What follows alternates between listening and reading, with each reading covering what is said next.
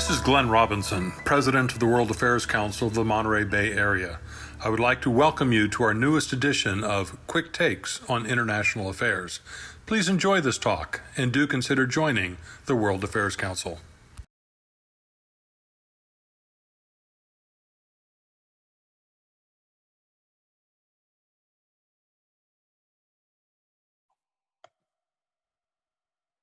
Hi, everyone.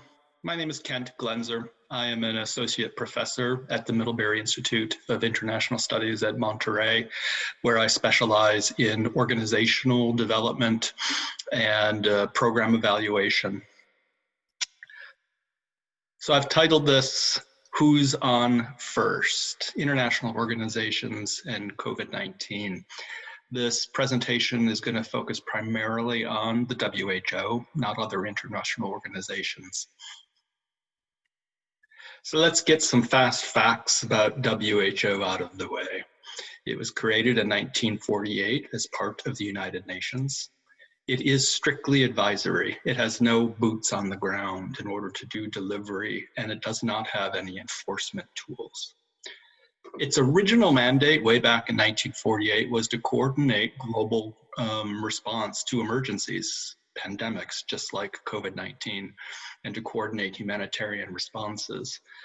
Its current scope is much wider, and I will talk more about that in future slides.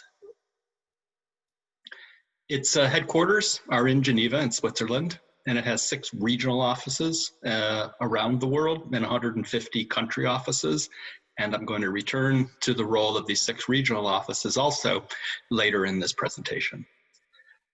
It produces a biannual, what they like to call an aspirational budget, which is approved by the 150 member states who make up the World Assembly of WHO, and where all decisions about what WHO does and focuses on are made.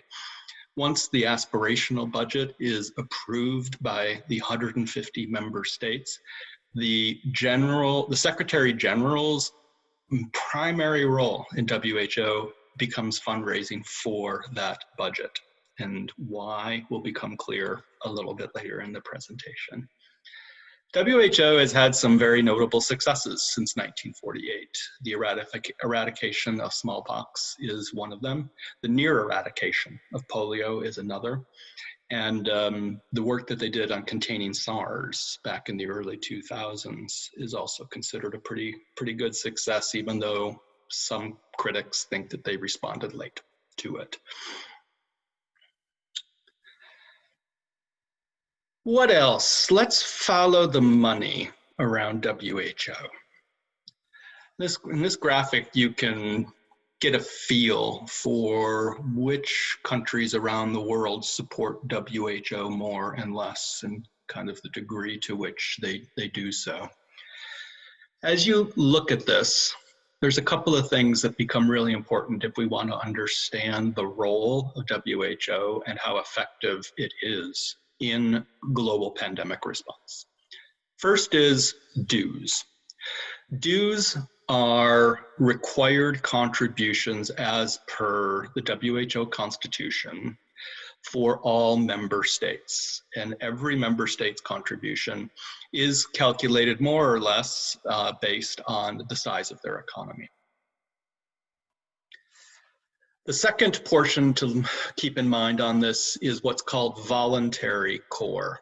In other words, there are some countries around the world, you can see on the graphic, the United Kingdom is one, Norway, Sweden, Australia, who in addition to the required dues, voluntarily give WHO additional money for their core costs, for their core functions. Finally, there is voluntary contributions. And we're going to talk more about what these are. But these are particular initiatives that particular states, nations, or agencies such as the Bill and Melinda Gates Foundation, specific funds, we can call them restricted funds because they're not for general use. But Bill and Melinda Gates and nations and other actors will give money specifically for particular interventions or particular aims or goals that actor would like to see the WHO take on. The current budget of the WHO, this is global, is about 2.2 billion per year. And just to note, 2.2 billion, that budget, there's a lot of large hospitals, single hospitals in the United States, single hospital systems that have bigger budgets than that. So it's 2.2 billion for the entire globe. 20% of the budget is core and 80% is voluntary. Again, referring to these different kinds of money that WHO has. And finally, a note that's going to become important in a slide or two. The core budget, the dues, the stuff in green that you're seeing, the core budget was by and large frozen back in the 1980s by Reagan and Thatcher for a variety of reasons that I'm not going to get into in this presentation. So here's the thing, if we want to understand the role and the actions and the effectiveness of WHO in the current conjuncture with COVID-19 and all the criticisms, at least from the United States and the Trump administration, that have been leveled at WHO about its response to the global pandemic. There's, I like to call this the institutional squeeze, and here's what I mean. We start out thinking about the WHO over time from 1948 to today. I want you to think temporally. Think over time with me for a second. And we need to look at whose mandate during this time, whose money during this time. And we also need to think more broadly about what our theory of what health actually means is, or how it's changed over time.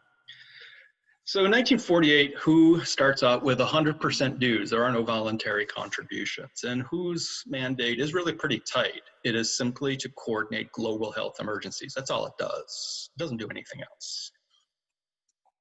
And this is at a time when globally and in the public health world, in the medicine world, largely what dominates is health is the absence of sickness.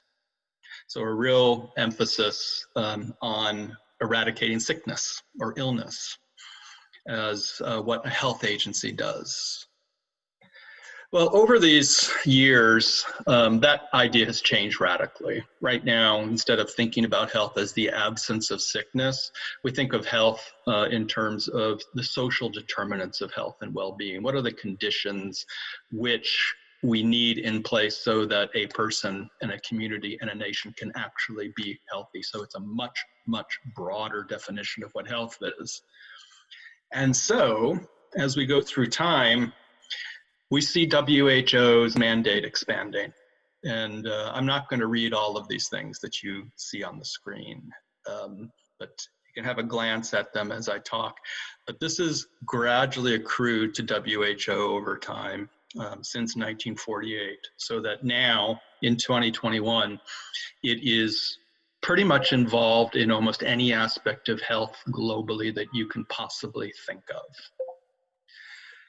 And then I want to think about what we were just talking about in the previous slide, which is about the way that the money has changed in WHO, where we go from 100% dues, which is money that the WHO knows it can count on every single year and plan and budget around, to now only 20% of their work is covered by dues and 80% is voluntary. And let me make a connection here about this 80% voluntary if it's not clear. So here's what's going on. You have, over the course of years, the dues have been frozen. Individual nations and agencies like Gates largely have been funding this, what I would call an off-budget kind of an approach, this 80% voluntary. And that is going towards this expansion of WHO's mandate that we're talking about. And then you layer into this, the 6 WHO regional offices wield tremendous power within WHO, the offices to have their priorities in their region for their countries attended to. There's a lot of power in these regional offices, and they can swing a lot of votes in the annual assembly. And then remember, WHO can only do what its member states, the 150 states, agree to do.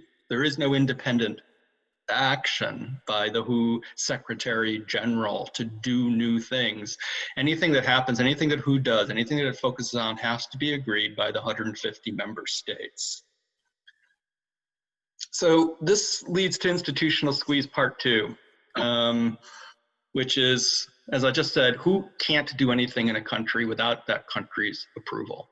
And when an emergency arises, an investigation can only happen in collaboration with political and health officials in a country like China. And WHO, by its very constitution, largely has to rely on data provided by a country. It does not have any independent stream of data other than what a country provides. And again, that's set up by WHO's constitution. So we got a mandate squeeze. It's not designed, WHO is not designed to be independent, and its guidance, whatever its guidance is to states, is absolutely non-binding. Second, when a crisis arises, WHO has very few discretionary funds. There is a $100 million emergency fund that has been established in the last few years, which is helping. But so what WHO does when something like COVID-19 arises, it launches a special appeal to member states. So with COVID-19, WHO launched an appeal for $675 million, and by April had received about half of that. So you have a money squeeze. The structure of WHO's finances means it can only act in an emergency if member states and private agencies act to give it the money to act. And even that action is constrained by the mandate squeeze. So this raises the question, what are the options for fixing WHO? And here's a kind of an analogy. There's kind of 4 options. One is you think of WHO as an old 1980s PC computer, and the solution is, hey, it's outdated. We just need to throw it out and retire it. This seems to be the approach of the Trump administration. A second option is, hey, look, we could still salvage a bit of this this old computer by plugging in some peripherals, some new peripherals, extend its life, add an external hard drive, add some more RAM, get a speedier chipset, but don't throw the whole thing out. That's another option. A third option is basically a better network, a network between different agencies, not just WHO, if you will, a better network that enhances capacity through connecting existing nodes. So not just WHO as the single agency, but somehow put together multiple agencies at a global level that would act in consort in a better network, just like a computer network would do it. This is an analogy. And then the last way of thinking about this is the iPad. In essence, if you think about the iPad, it integrates everything into a brand new single product. Bring everything, it is under one house, if you will, so it's still WHO, but it would have to be a pretty radically reinvented WHO. So those are kind of 4 big options that are generally talked about when we talk about fixing WHO. I'm gonna close with just 2 quotes, which I think are really apt.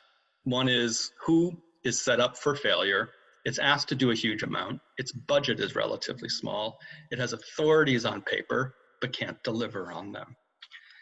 And who should do this? Who should do that? Well, WHO is the member state. So if you want WHO to do something, then the member states have to get together and say, do this. Thank you for your attention, and I hope this served your needs.